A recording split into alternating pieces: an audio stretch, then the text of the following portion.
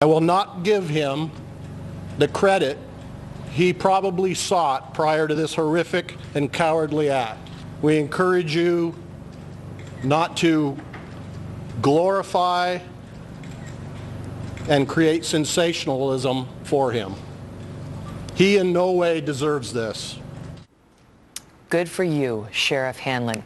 The sheriff of Douglas County, Oregon, saying he will not give this shooter the notoriety he seeks. And we'll talk more about that in a moment. But we do know that he was specifically targeting Christians. You heard that father earlier talk about it at the top of the hour. But you probably haven't heard much about this from the media or our elected officials. Trace Gallagher live with more in our Los Angeles newsroom. Trace?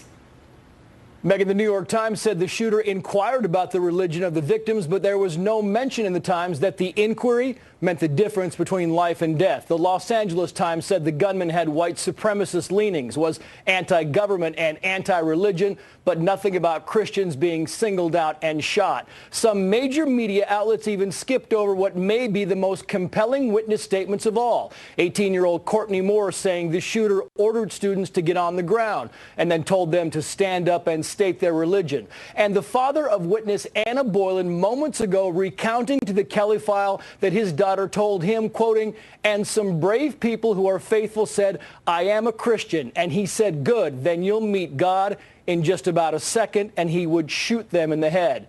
In his comments, President Obama also didn't talk about the religion aspect of the crime. When he ordered federal flags to fly at half-staff, he said only that it was, quote, "out of respect for the victims of gun violence." Authorities say the shooter left a hate-filled note at the scene of the rampage that included racist statements, sexual frustration, and comments about the world being against him. His online rants also reveal anger and isolation, and he wrote about the man who shot and killed several college students in Santa Barbara, as well as the shooter who took the lives of a Virginia TV reporter and her photographer, saying, quoting again, "A man who was known by no one is now known by everyone. His face splashed across every screen, his name across the lips of every person on the planet, all in the course of one day. Seems the more people you kill, the more you're in the limelight." In his final note, the Umpqua College shooter also reportedly wrote that he'd be welcomed in hell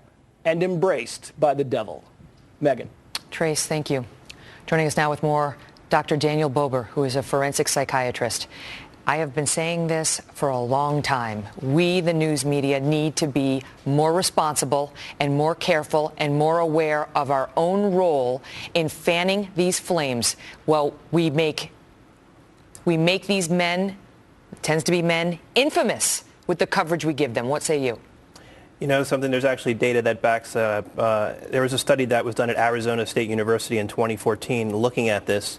We know that with suicides, for example, in kids, there's a contagion effect where when one child commits suicide, it encourages others to do that as well. Well, we know also with these types of killings that when someone commits a mass murder, there's also a contagion effect or copycat phenomenon. So when we celebrate it, when we publicize it, in some way we promote it, and that 20 to 30% of these killings can be attributed to ones that have done it before that are copying them. You look at his own words. For the media out there that are reluctant to adopt this policy, I say the print media can make a record. They can put the name out there so it's identifiable.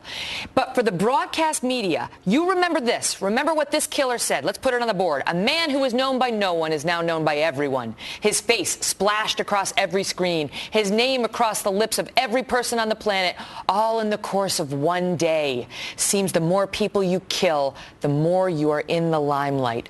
What should the media be doing, do you say, as a professional doctor? He got exactly what he wanted.